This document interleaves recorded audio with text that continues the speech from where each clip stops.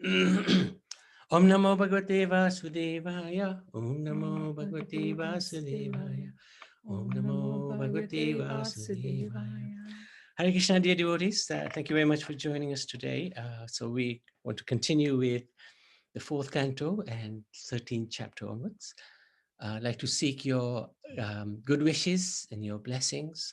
Without the good wishes and the blessings of the devotees, the spiritual master doesn't become pleased. And if the spiritual master doesn't become pleased, then Krishna doesn't become pleased. So we seek your kind wishes so that we can continue on our journey of the Srimad Bhagavatam. It's such a wonderful journey to be with you all.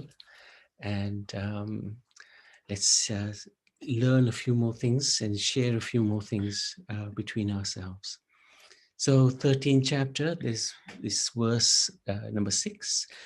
Maitreya vacha druvasya chotkala putra druvasya chotkala putra pitari pasitevanam sarvabhauma shriyam naichat adiraja salam pitu. The great sage Maitreya replied, "My dear Vidur, when Maharaj Dhruv departed for the forest, his son Utkal did not desire to accept the opulent throne of his father, which is meant for the ruler of all the lands of this planet." So if we remember yesterday, Dhruv Maharaj left for the forest and he didn't want to end his life in the palace. Of course, he was already liberated because Lord Krishna had promised him that he was going to go to Vaikuntha or Dhruvlok, which is part of Vaikuntha. So what happened after that? Let's have a look. This chapter is described or titled Description of the Descendants of Dhruv Maharaj. Vidur asked so many questions. He was overwhelmed to hear Dhruva's ascent to Lord Vishnu's abode. So he was very pleased. And then upon hearing from Maitreya about Narad's praise of Dhruva in the arena of the sacrifice of the Pachetas, Vidur became more curious to hear about the Pachetas. And Narad Muni also talked about different pastimes to the Pachetas. So he wanted to know, he wanted to hear those different pastimes. Vidur did. So as the Pachetas were born in Dhruv's dynasty, Maitreya discusses the descendants of Dhruva Maharaj. So the first thing he discusses is after Dhruv left, his eldest son, Utkala, renounced the throne since he was already a liberated soul and desired only to serve the Supreme Lord in his spiritual position. So he was really intelligent because he gave the impression of being unintelligent, blind, dumb, deaf, and mad. So nobody took Utkal very seriously. So they crowned his brother, stepbrother, Vatsara, as king. So we've seen this before, or not, we haven't seen it before because we haven't gone through Bhagavatam this time. But the pastime of Bharat Maharaj is very similar. Because he was born as a deer, and then after that he was born as Jad Bharat, and he also was completely self-realized from his birth, and he decided that to act dumb and blind and mad, dumb and deaf. So this is the nature. We can't judge everybody. If somebody is perhaps looking a little, crazy, we have to be a little bit careful because who knows? There might be a self-realized soul who's just pretending to be deaf and dumb, so nobody bothers them. Even in our parampara, we have Go Kishodas Babaji.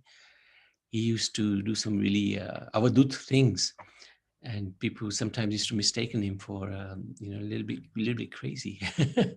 So anyway, so then Maitreya Rishi describes the descendants of Dhruv Maharaj, and the one that sticks out for me, there's quite a few there. He talks about maybe 7-8 different lineage dynasties within Dhruv Maharaj's, but the one that stuck out for me was this Chakshush Manu, who was born in Dhruv's dynasty as a son of Sarvateja, and Akuti. Now, he's a very interesting fellow. I think we come across him a bit later in the Bhagavatam as well. He's the sixth Manu. So, is he after Swayambhu? Yeah, but Swayambhu Manu is the first, isn't he? So, sixth one. Okay. So, very interesting personality in the dynasty of Dhruv Maharaj. So then Maitri describes a few more things. He mentions about King Anga, who also comes in the line of Dhruv.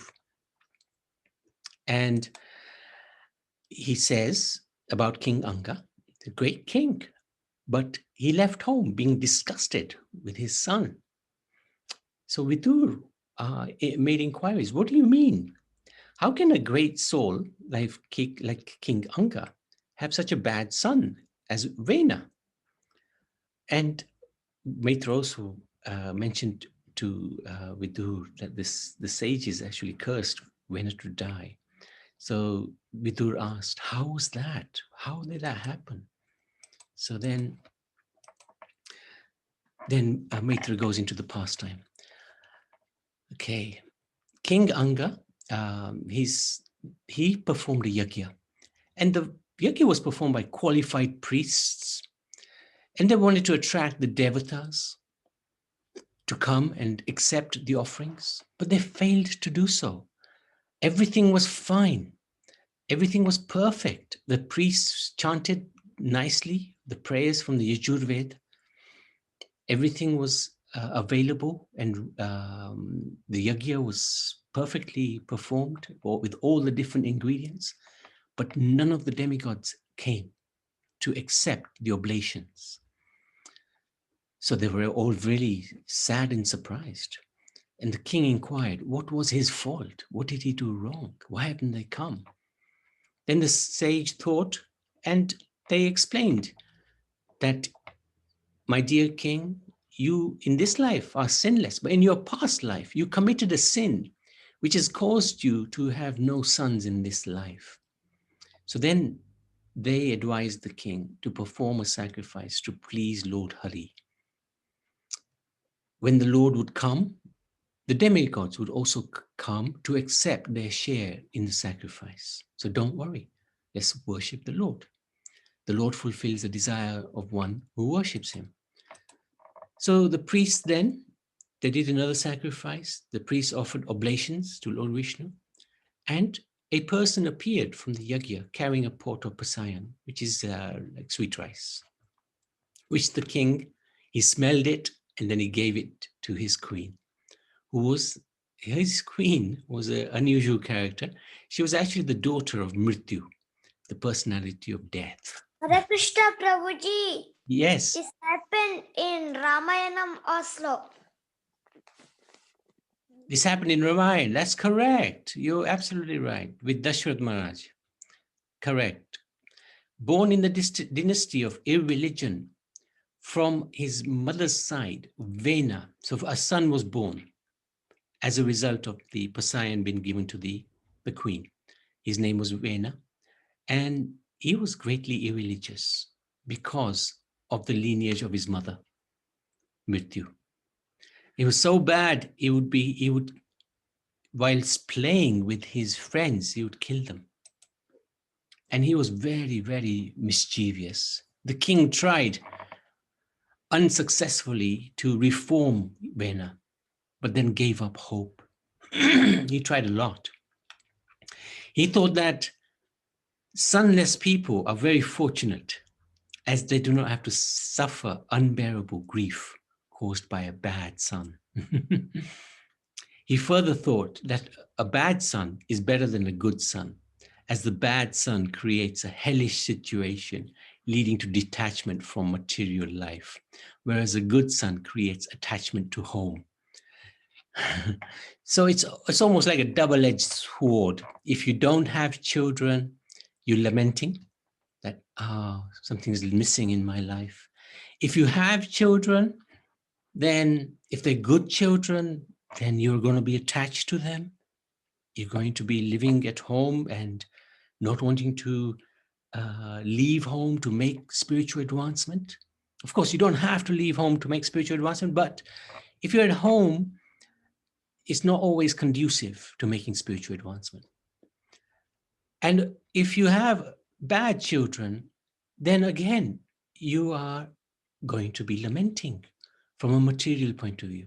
But here, if you see what Vena is saying, King Anga is saying, better to have a bad son than a good son, because a bad son will lead to detachment from material life and engagement, hopefully, into spiritual life.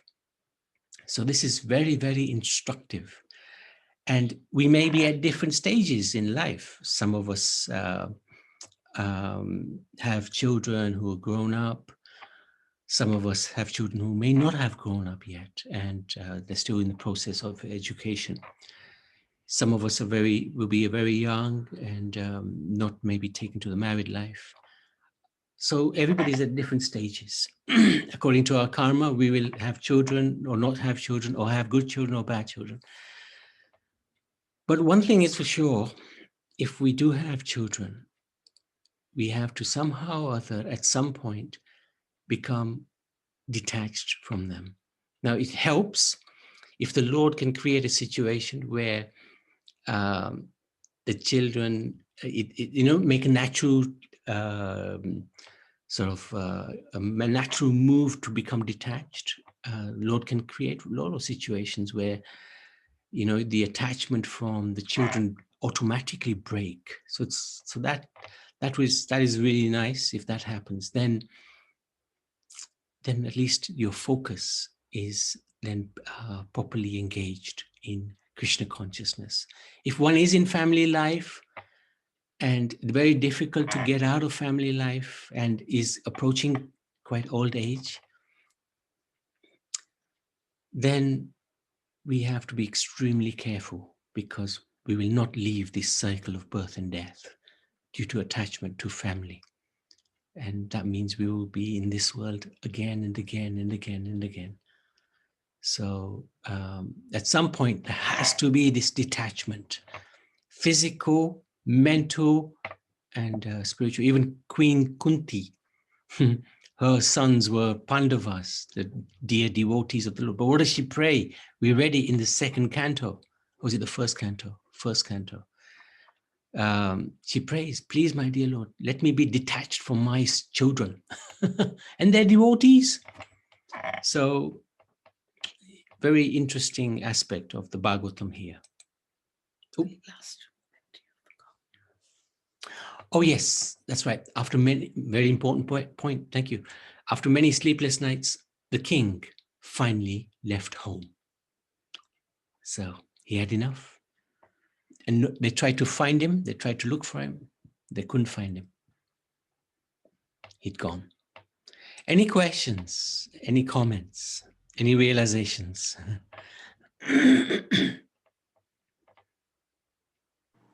Hare Krishna, Prabhuji. Hare Krishna, Lukamaji. Yes, I have comments here. We have similar story of the Brahmana Atmadev. Atmadev, who didn't have any son, with his wife Dundali. And then he got his son Dundakari. And he lamented more when he got the son, because the son was bad like Vena. Right. And then here, the analogy given that the king preferred the bad son than a good son. It's like he's taking the positive out of the negative. And he's leaving home, so he got an excuse to leave home as well. Correct. Right?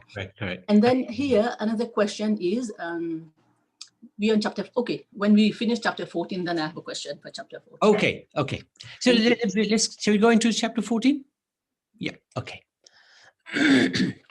So there's a nice verse, text 20 in chapter 14. Tasmintu stekim aprapayam jagatam ishwasware loka safalahi itasmai haranti balim adritaha. The Supreme Personality of Godhead is worshipped by the great demigods, who are controllers of universe affairs. When he is satisfied, nothing is impossible to achieve. For this reason, all the demigods reside in deities of different planets, as well as the inhabitants of their planets. take great pleasure in offering all kinds of paraphernalia for his worship. So we've seen this a few times through the Bhagavatam while we've been going through. When Krishna or the Lord is satisfied, nothing is impossible to achieve. So sometimes we limit ourselves in our service thinking, can I really do it? But actually, if we take shelter of the Lord, take shelter of the Guru, nothing is impossible. And we can see that in Srila Prabhupada's life. We have a living example, a real life example who actually transformed our own lives. Anyway, we've talked about this several times. So the story of King Vena, chapter 14. Upon the departure of King Anga, the sages coronated his son. They didn't have anybody else as king, even though he was not worthy, because they could see that without a ruler, people would stoop to the level of animals. After King Vena ascended the throne, although the rogues and thieves became afraid and hid themselves, King Vena became excessively proud and insulted the very persons who were responsible for his installation as the king. He traveled widely, causing trouble, and he also forbade anybody to perform religious rituals. So these thieves and rogues, they sort of hid themselves because they were scared of King Vena, but he was ruthless. It was a lot worse. Yeah. So then the sages, they could see that citizens were suffering under King Vena's rule. And because instead of protecting them, he became their enemy. So the sages decided to try to preach to Vena, to pacify, to make him understand what his duties are, give him some good advice. They advised him to live according to religious principles, to lead the citizens on the spiritual path. Because a pious king who protects the citizens, he can tax the citizens and even enjoy in this world and in the next as well. This would save him from fall down, elevate him to higher planets in his next birth. And along with the citizens, he should worship the Supreme Lord by performing sacrifices. And this is the point. When the Lord is satisfied, anything can be achieved. That's that verse that we just read. So, good advice, very, very sound advice to King Vena. But Vena rejected the sages' advice and he told them to worship him instead of the demigods, instead of the Lord, Supreme Lord. Because he said to them, I am the representative of the Supreme Lord. So you just stop your worship of the demigods, of the Lord, and worship me. He said to them, he was insulting them quite badly. He was saying that your affections are just like an unchaste woman has renounced her husband. So you, by not worshiping me, I like this unchaste woman, should worship me because I'm in front of you. The demigods and the Lord is not here. So show your affection to me, give your worship to me. Crazy fellow. So the sages, feeling very broken-hearted, they were very hurt because Vena didn't consider their advice at all. In fact, he started insulting them. So they cursed him, saying, this impious, impudent man does not deserve to sit on the throne at all. He is so shameless that he even dare to insult the Supreme Personality of Godhead, Lord Vishnu. Thus, with their angry words, the sages killed Vena. It's really interesting. They killed him by their words. So sages are very powerful, very, very powerful. Saintly persons, however, are kind to everyone. But if a king becomes demoniac, then it's their duty to act.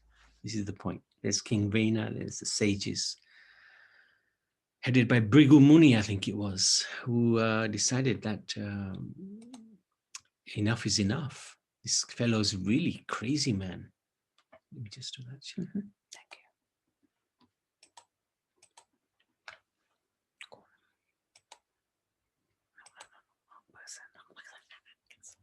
Okay, sorry, 1 second. Just 1 second.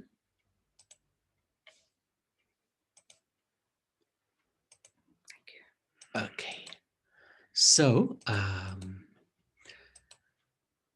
King Vena, they killed him by words. Powerful words. Very unusual. This is the first incidents that I've only ever heard where the sages actually kill the king. Very unusual thing to do. But obviously, in desperation, no choice, they killed him. And actually, it said that his mother preserved the body of Vena. She preserved it. Mritu, can't remember her name now, but she preserved the body. While the sages were discussing transcendental subject matters on the bank of the river Saraswati, they saw a great dust storm created by thieves who were plundering the citizens. So the king had gone, so the thieves came out and they started harassing the citizens. So the sages, again, they had to intervene. What did they do? This is a really phenomenal pastime. They churned the body of King Vena, the dead body. First, they churned the thighs with great force. And from the thighs, from the churning came a dwarf like Bahuka. His name is Bahuka. He's the father of the Naishada race. This is lower than Shudras, basically. It's quite sinful people. Vena's body was produced from Anga and Sunita. So Anga, he was a very pious king, but Sunita was daughter of Mritu, death personified, so very irreligious. The impure portion of Vena's body resulting from Sunita was separated by the sage in the form of the degraded Bahuka. So now the sinful part of the body is gone, has come out, Bahuka. The pure portion would give birth to Prithu. It is a Saktavesh avatar of the Lord. And also to Archi, who is now different from Lakshmi Devi. So that's the end of the 14th chapter. So Indulekha Maji, you had a question here? Yes, Hare Krishna. So this Nishad, who was born from Vena's body, is he the same Nishad Raj in Ramayana? Would you know? Because when Lord Ram left to go for the forest, he met Nishad Raj. No, because he was a devotee. Okay, so not in that lineage. No. I don't think so. Okay. No, I don't believe so. Because this race is very primitive, very primitive and very sinful. Irreligious. Yeah, irreligious. So it won't be the same. Yeah. Thank you. Hare Krishna, Prabhuji. Hare Krishna, Riyansh. Prabhuji, I have one doubt. Apart from this, that Dvivida in Ramayana, devotee of Lord Rama, then why he is not devotee of Krishna? Because Rama is only Krishna. You have asked a fantastic question. No, he's right. He's absolutely right. He was a devotee of Ram, absolutely, and he helped Ram to build the bridge. But he had doubts about Lakshman. When Lakshman would say something, Dravida would always argue with him, and he would always offend him. He had doubt. He had no doubt about Ram. He loved Ram very much. And he would do anything for Ram, and he did do anything. But he was quite offensive to Lakshman. So what happened? He was given a boon by Lord Ram. You will live for a very, very long time. But because of his offensive nature towards Lakshman, he started associating with crazy people. So he had some really crazy friends. And those crazy friends led him on the wrong path. So as Dravida, when in Krishna Lila, he was actually anti the Lord, especially Balaram. So then Balaram liberated him. He gave him a thumping and freed him. That's why Balaram killed Vivida. Yeah, that's right. Balaram is the same as Lakshman. Lakshman. Lakshman. That's why. Yeah, that's why. right. Good question.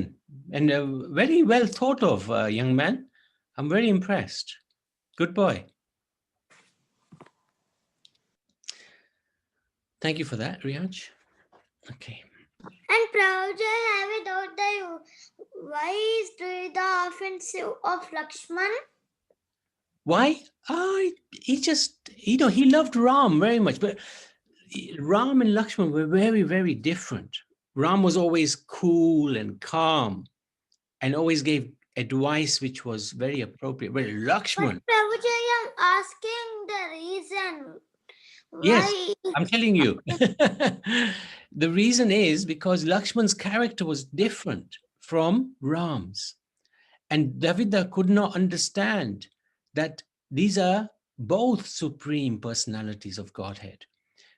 He was thinking, Ram is so different from Lakshman. And Lakshman, he's not calm. He's not, his advice, sometimes he's very moody. He won't give advice like that. Lakshman's character was different. So that is the reason why Dravida had a doubt about Lakshman. That's the reason. His character was totally different from Ram's. Does that make sense, Riyansh? Yes, Prabhuji. Good. Very good, boy. Okay.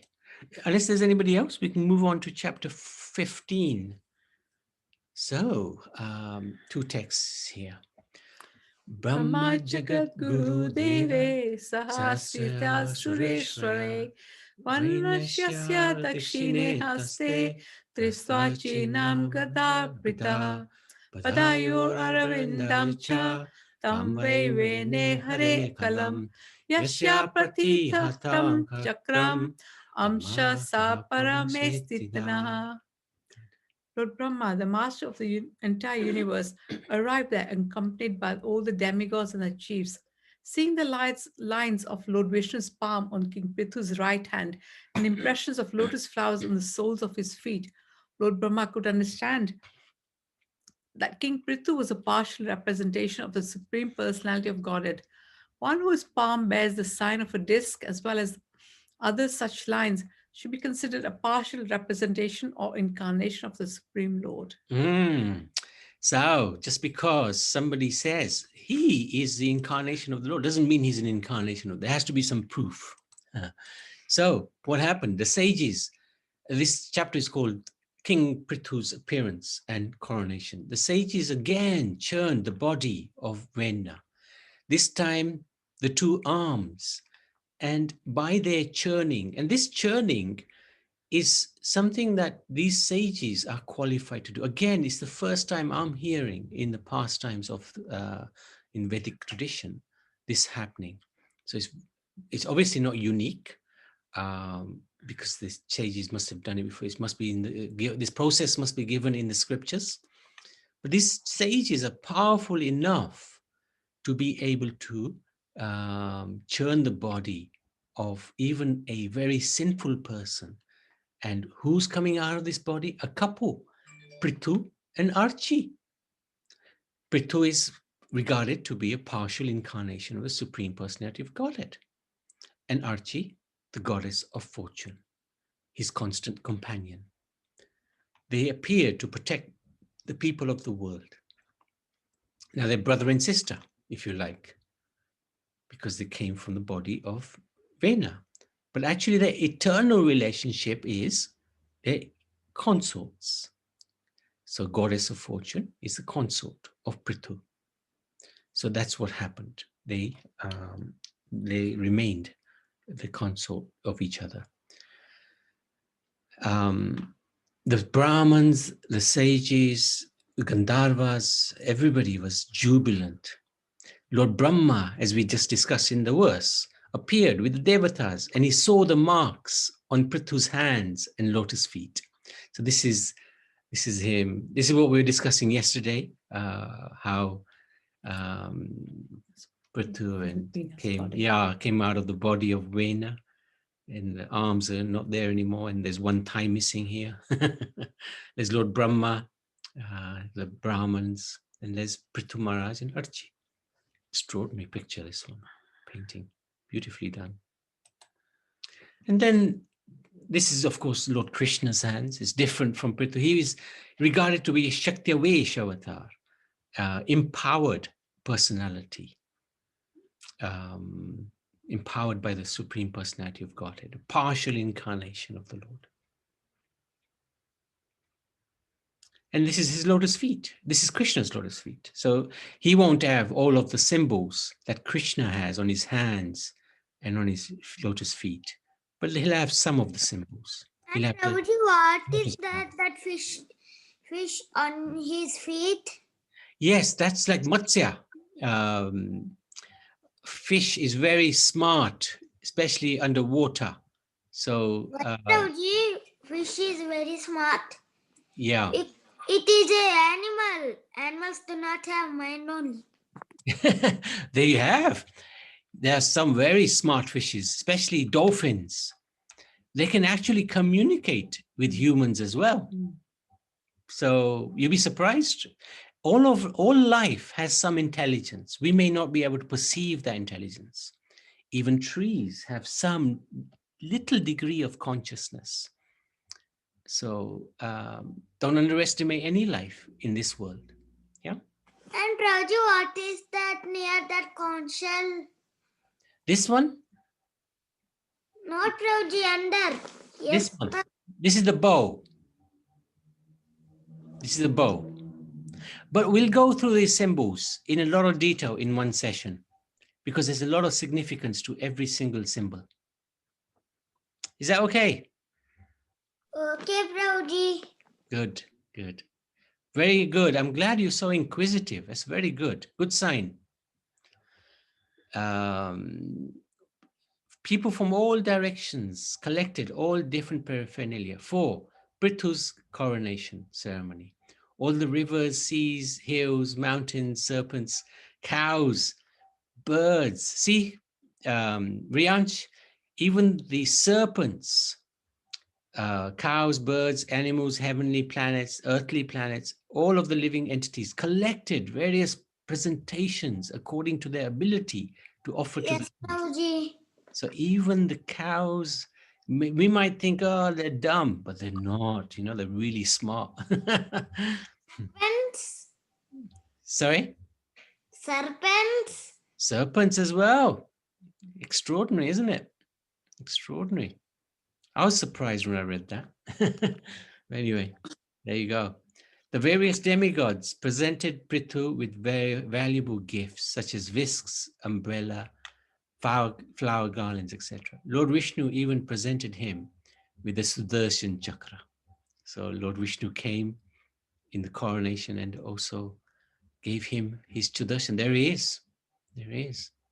This is the coronation of Prithu and Archie. And there is Shivji. Shivji. That's right. That's right. And somebody's offering chamara. So many different gifts. He's got a quiver of golden arrows. Is the garland here? Really nice painting. Who draw this painting? I don't know. Not sure. But he's a very good artist, huh? Yes, Prabhuji, very nice pictures. Prithu rejects praise. So they were all praising him. They were professional reciters and they were glorifying Prithu. But Prithu advised them not to offer him praise until he has actually done something of something worthy to be praised of, as their words should not go in vain.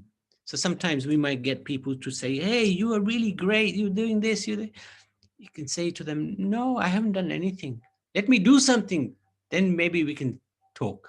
A person allowing his followers to praise him for his future activities is simply cheating. So, sometimes we may get some religionists who will say to his disciples, you should glorify me. Well, that's just cheating. What have you done to be glorified?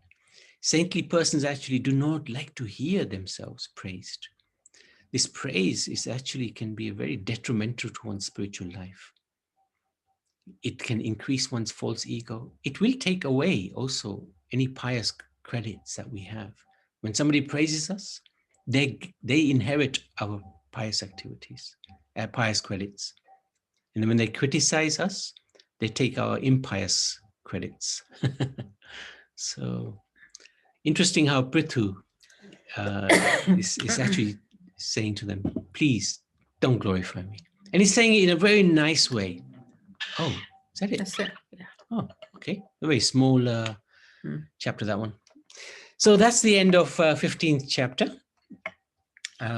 With any questions, any comments?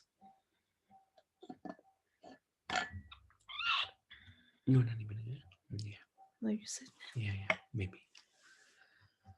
Okay, if not, we can go to the lessons so far.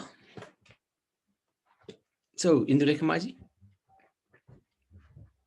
Hare Krishna, Prabhuji. Hare Krishna.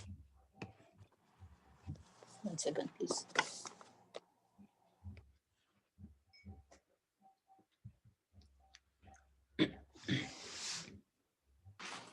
Srimad Bhagavatam ki jai. Lesson from Canto 4, Chapter 1. Whenever we make a promise, we must fulfill it so that peace and harmony can reign in our life as it is a long-lasting value. Chapter 2. We must never judge a person by their appearance, as it may be misleading. We must always consider that there is a spirit soul inside their body. Chapter 3. When one becomes proud of their possession and position, they become blind spiritually and they cannot discriminate positively. Thus, they tend to offend others. Chapter 4. People who are envious and who offend devotees, taking them to be materialists, gradually but surely fall down. Chapter 5, the Supreme Personality of Godhead never tolerates the insult of his devotees. He personally comes to punish the miscreants. Chapter 6, whenever we offend a person knowingly or unknowingly, we must seek the forgiveness from them and try to render some service to them. Chapter 7, when we are punished by our elders or guru, we must take it as a blessing in disguise because they are just trying to put us on the right path. Chapter 8, when someone is serious in their endeavor, the Lord definitely help them to fulfill their mission. Chapter 9, since the Lord is a cause of liberation from birth and death, we should, can you move please, Prabhuji? We should take shelter of his lotus feet if we desire liberation from this material world. Chapter 10, whenever we are in distress, we need to chant the holy name more because the Lord's holy name is as powerful as the Lord himself. Chapter 11, forgiveness is taught here. Whenever something bad happened to us, we must not blame others. We should know that it has been predestined by our previous activities. In chapter 12, if ever we get an opportunity to choose between material and spiritual gain, we should opt for the spiritual one as it helps us toward liberation. Anybody, any questions about these lessons? Anything that's not clear? Can I tell something? Yeah. Yes, go ahead. When we are envious in this life, we become some serpents in next life. Yes. Because serpents are very envious, like Kalya. Where did you read that? My mother told that. Okay. Yeah. In a story. Yes. Very true. Anybody, any questions about these lessons?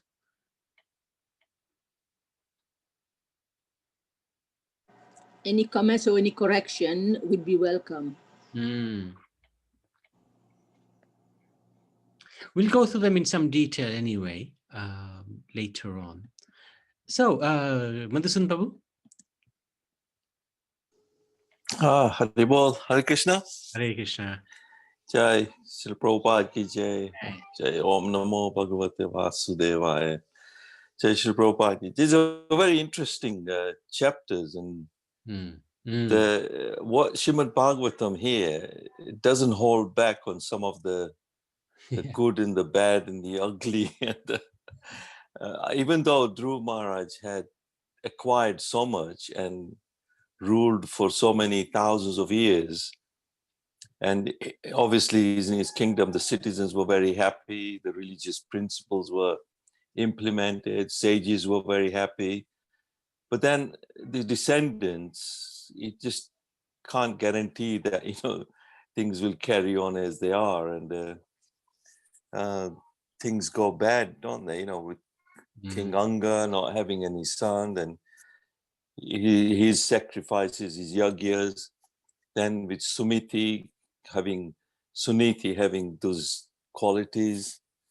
But then whether this is like, she's from she's a daughter of Mrityu, isn't it?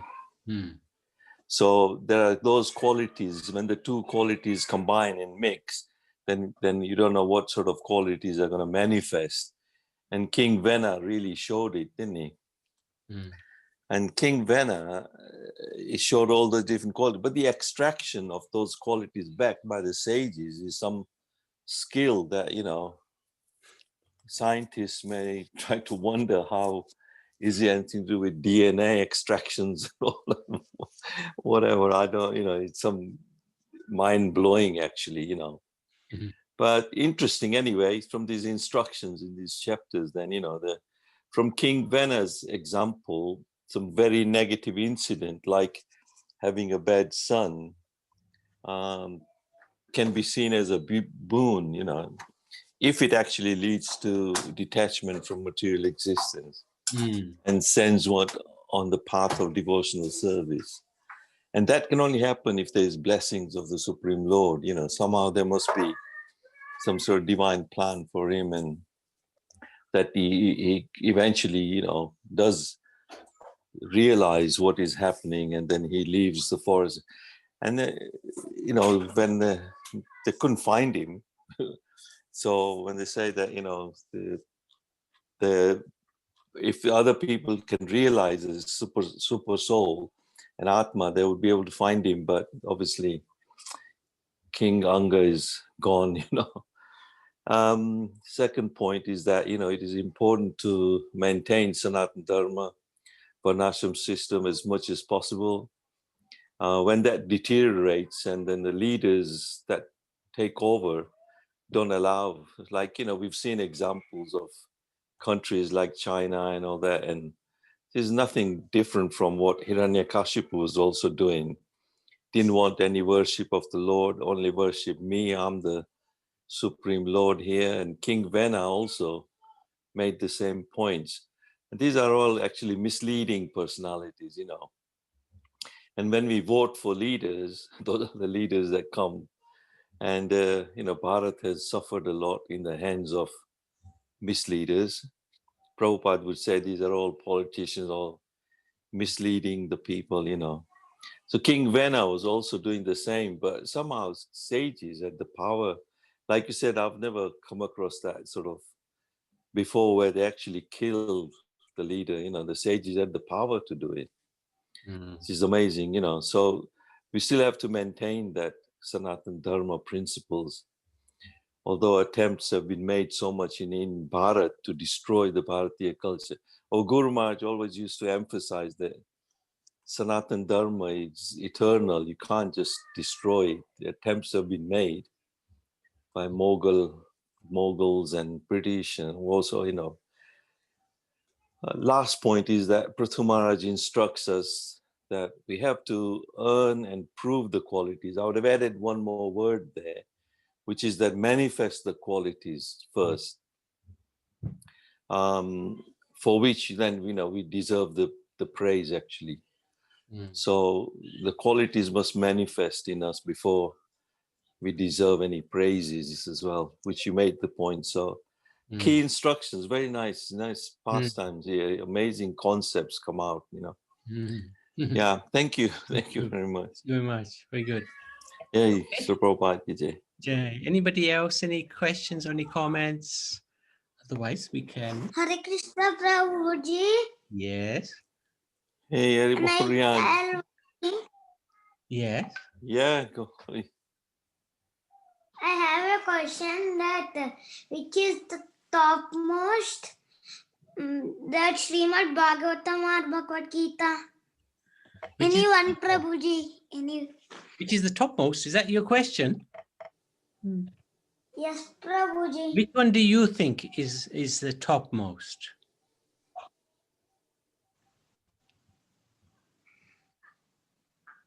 I think Bhagavad Gita, because it is told by Krishna. Yeah, That's why. yeah, you're right. Bhagavad Gita is very, very important because it's instructions by the Lord to his devotee. And it's the roadmap how to live in this world. And it's only 700 verses as well. So it's Yes, like the Prabhuji, but 18 chapters. yeah, and Bhagavatam is 18,000 verses or something like that. So in one And- sense, Bhagavad Gita is more important, but Bhagavatam is considered to be a more thorough scripture, more detailed, because Bhagavad Gita is conversation between Krishna and Arjun Vidura and Maitreya. and others as well. It's a conversation. Not Vidura and Maitreya, Prabhuji. No, it's conversation between devotees. It's Shukadev Goswami and Parikshit Maharaj principally. So that is why it is considered Yes, Prabhuji. is higher because when the devotees discuss about the Lord, that becomes very powerful and it can have a big impact on our consciousness and our heart. And Shukadeva Goswami told Parikshit Maharaj in Srimad Bhagavatam that the importance of Harinam, Ajamil story. Yes, and also here we can see about Vani and Vapu. Vapu, Lord Krishna was there only 45 minutes on the battlefield explaining this, but the Vani is there all the time, you know. In Bhagavatam, we get so many nice stories of his pastimes. A lot of pastimes. Yes. Yeah, that's right. And you got the 10th canto, which is just Krishna, different pastimes. But see, Bhagavad... And it's... yeah, go on, Madhusudan. Yeah, and it's like Rian said, you know, Bhagavad Gita is very important because it's written by Krishna. Without understanding some of the things which Krishna instructs, some of the things in Bhagavatam can become difficult to understand. So, yes. like Krishna will say, you know, that word prapadyante, you know, that I reciprocate with those as they surrender unto me. So however we surrender, then that's how Krishna reciprocates.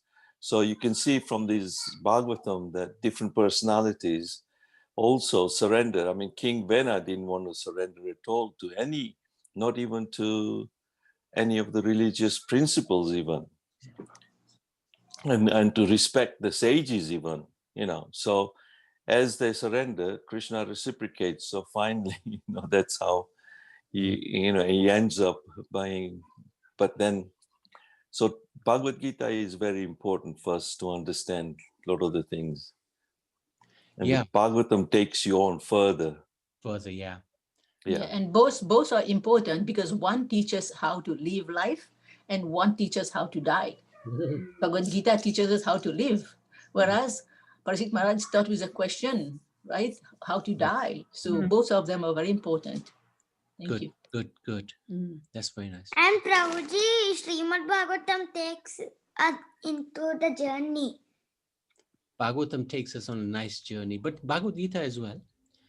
And Bhagavad Gita, there's many... As it is told by Krishna's Bimba, right? Look. Bimba Moot. What is that?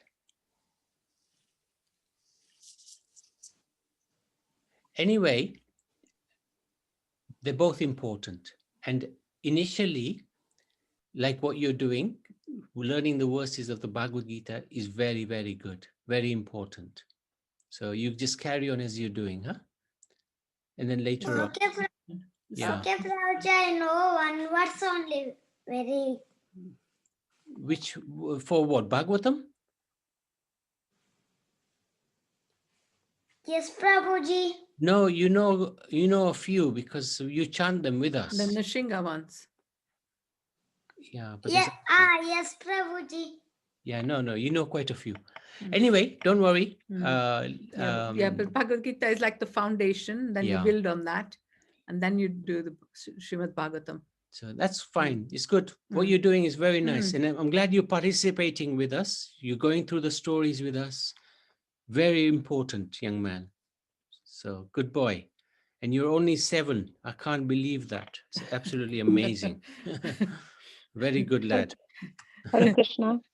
I heard in one of the lectures, or I think Shri Ram Maharaj said Bhagavad Gita is a BSc degree, Bhagavatam is a MSc degree, and Charitamrita is a PhD degree. That's right. So we are on the MSc at the moment. Yeah.